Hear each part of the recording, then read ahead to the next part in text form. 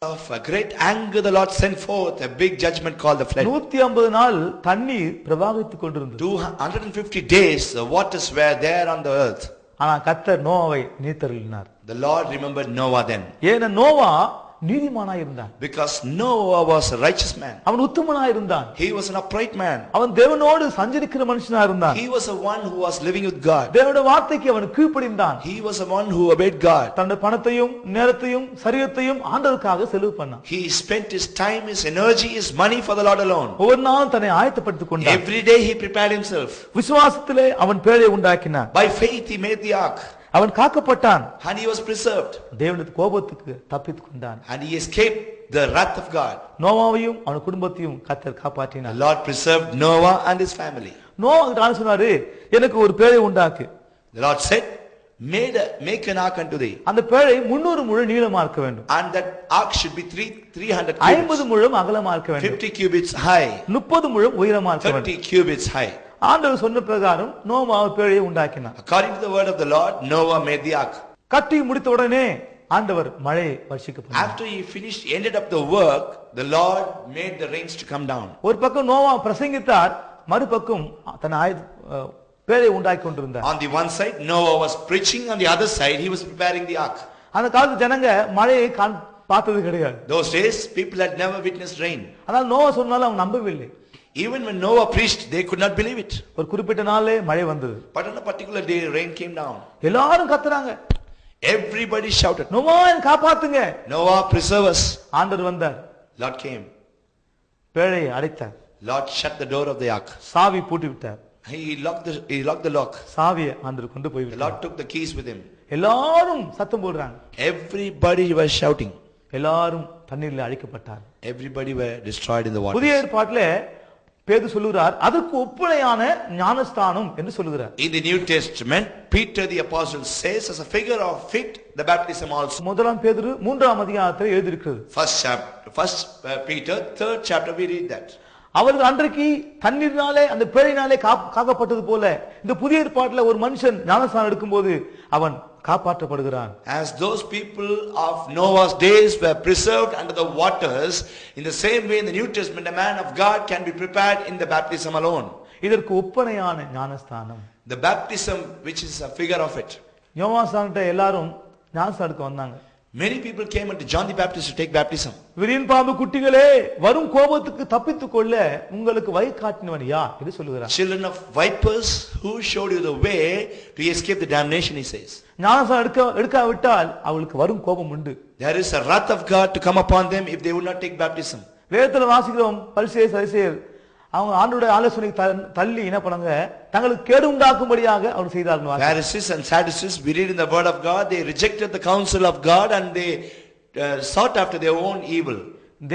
ஞானஸ்தானம் ஒரு தேவனுடைய ஆலோசனை. Baptism is the counsel of God. ஞானஸ்தானம் தேவனுடைய கட்டளை. Baptism is a commandment of God. இயேசு சொன்னாரு, நீங்க எல்லாருக்கும் போய் எல்லாரும் சீஷராக்கி பிதா குமாரன் பரிசுத்தாவின் நாமத்தினாலே அவளுக்கு ஞானஸ்தானம் கொடுங்கன்னு சொன்னார். Jesus said, go forth, make all nations as disciples and baptize them in the name of the Father, Son and the Holy Ghost. என்னைக்கு ஒரு மனுஷன் ஞானஸ்தானம் எடுக்கணும் அன்றைக்கு தான் அவனுக்கு வானம் திறக்கப்படும். On the very day that a man is baptized, heavens will be opened. அது வரைக்கும் வானம் மூடிதான் இருக்கும். Until then, heavens will be closed. இயேசு ஞானஸ்தானம் எடுத்த உடனே அவருக்கு வானம் திறக்கப்பட்டது. When Jesus took baptism, heavens were opened for him. உனக்கு வானம் திறந்து உனக்கு ஆசீர்வாதம் வேண்டுமா? If you want blessing from heaven, இன்றைக்கு நீ ஞானஸ்தானம் எடு. you should take baptism today. ஞானஸ்தான சத்தியத்துக்கு உன்னை ஒப்புக்கொடு. Surrender yourself to the water baptism. இன்றைக்கு அநேகர் குழந்தையை ஞானஸ்தானம் எடுத்துன்னு சொல்றாங்க. Today many people say, I have taken baptism when I was an infant. குழந்தை ஞானஸ்தானத்துக்கு வேதத்தில் எந்த விதமான ஆதாரம் இல்லை. There is no proof in the word of God for any infant baptism. குழந்தை எடுத்து ஆண்டவர் ஆசீர்வதித்தார் என்று எழுதியிருக்கு. We see that Jesus took the infants and babies, children in his hands and blessed them. குழந்தைக்கு ஞானஸ்தானம் கொடுத்தார் என்று எந்த வேதத்தில் இல்ல. There is no scriptural evidence in the word of God that he baptized the children. இயேசு சொன்னாரு, அவங்களை சீஷராக்கி ஞானஸ்தானம் கொடுங்க. Jesus said, make them disciples and baptize them. குழந்தை சீஷராக்க முடியுமா? Can you make a child as a disciple? பாவங்களை அறிக்கையிட்டு ஞானஸ்தானம் எடுக்கணும்னு சொல்லுங்க. Confess your sins and be baptized, he said. குழந்தை பாவங்களை அறிக்கையிட முடியுமா? Can a child confess his sin?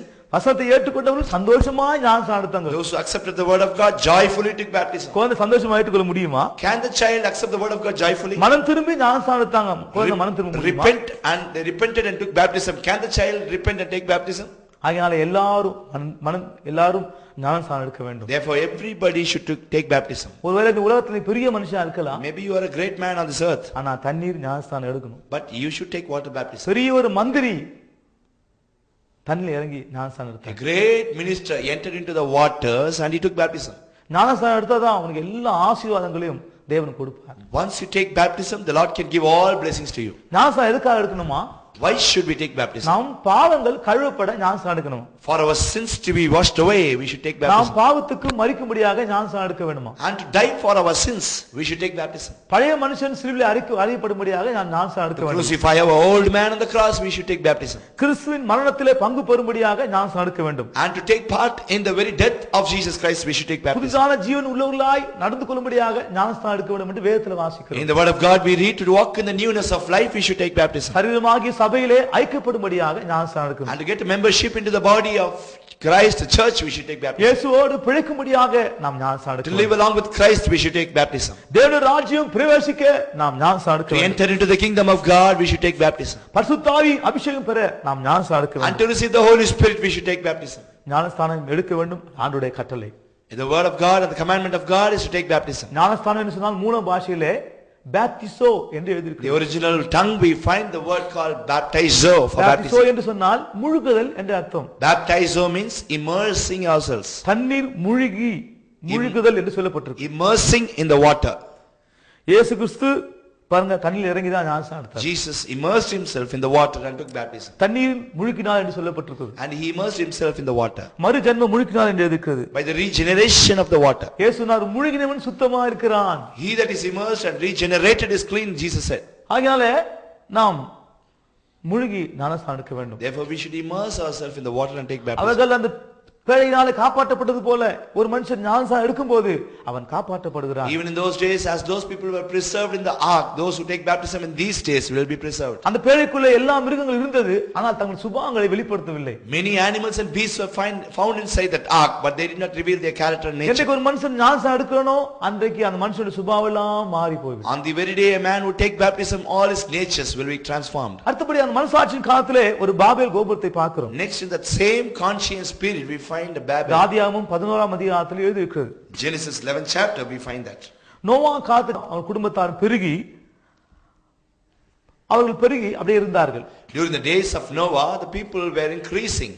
பிறகு வெள்ளம் வந்தால் தண்ணீர் வந்தால் நாம் தப்பித்துக் கொள்ளலாம் என்று ஒரு பெரிய ஒரு கோபுரத்தை அவர்கள் உண்டாக்கினார்கள். They started to build up a tower to escape whenever a flood would come. அதை பார்க்கும்படியாக திருத்துவ தேவன் இறங்கி வந்தார். And to find their work, triune God came down. நாம் இறங்கி போய் அவர்கள் செய்யும் வேலையை தடை செய்வோமாக என்று ஆண்டவர் சொன்னார். Let us go down and confound their language and stop their work. ஏன் அவர்கள் பெரிய ஒரு கோபுரத்தை உண்டாக்கினார்கள்? Why did they make a big tower? அதில் 3-4 காரியம் சொல்லி இருக்கிறது. 3 or 4 things are said. நாம் தண்டனைக்கு தப்பித்துக் கொள்ளும்படியாக, to escape the punishment, நமக்கு பேர் உண்டாக்கும்படியாக, to make a name for ourselves. தாங்கள் செய்வது தடைபடாது என்று அவர்கள் கட்டினார்கள். They said whatever we do will not be stopped. ஆண்டவர் இறங்கி வந்து அவர்கள் செய்த வேலையை தடை செய்தார். God came down and hindered their work. நீ எங்கு போனாலும் ஆண்டவர் விட மாட்டார். Wherever you would run, God will not நீ leave you. பாதாளத்திலே படுக்கை போட்டாலும் அங்கேயும் என்னுடைய கரம் உன்னை பிடிக்கும். Even if you lay down your bed in the hell, my hands will be stretched forth. சமுத்திரத்தின் கரையாந்திர போனாலும் ஆண்டவர் உன்னை விட மாட்டார். Even when you go to the uttermost parts of the sea, the Lord will not leave you. அவருக்கு மறைவான சிருஷ்டி ஒன்றுமில்லை. There is no creature on this earth which is hidden before him. அவருக்கு முன்பாக நிர்வாணமாயும் வெளியரங்கமா இருக்கிறது. அவருக்கு நாம் கணக்கு ஒப்புவிக்க வேண்டும். Everything is open and naked before his eyes, and we should give an account of everything before him. எங்கு போனாலும் தேவன் ஒரு மனுஷனை விடவே மாட்டார். Wherever a man would run away, the Lord will not leave him. தேவன் இறங்கி அவர் செய்யும் வேலையை தாறுமாறாக்கினார். Lord came down, descended there, and he destroyed their work. ஆண்டவர் அந்த பாஷையை தாறுமாறாக்கினார். The Lord confounded their language. அதுக்கு முன்னாடி ஒரே பாஷை தான் இருந்தது. Until that time they had one language. ஆண்டவர் இறங்கி வந்து அவர் செய்த வேலையை அவர் தடை செய்து விட்டார். But the Lord came down and stopped their work. ஒருத்தவன் செங்கல் எடுறானா சிமெண்ட் எடுக்கிறான். If a man would call one man to bring a brick, he will bring the cement. ஒருத்தன் சிமெண்ட் எடுனா ஒருத்தன் கல் எடுக்கிறான். Another man would call one man to bring the cement, he will bring. அவங்க செய்த வேலையை தேவன் தடை செய்தார். The Lord hindered and destroyed their work. இதான் பாபேல் கோபுரத்துடைய காரியம். That is the matter concerning Babel. பிறகு இந்த படத்திலே ஒரு பரிசுத்தவான் எடுத்துக்கொள்ளப்படுகிறார். Another man, a saint, is taken away in the same அவர்தான் way. ஏனோக்கு. His name was Enoch. அவரை குறித்து வாசிக்கும் போது அவர் தேவனோடு 300 வருஷம் தேவனோடு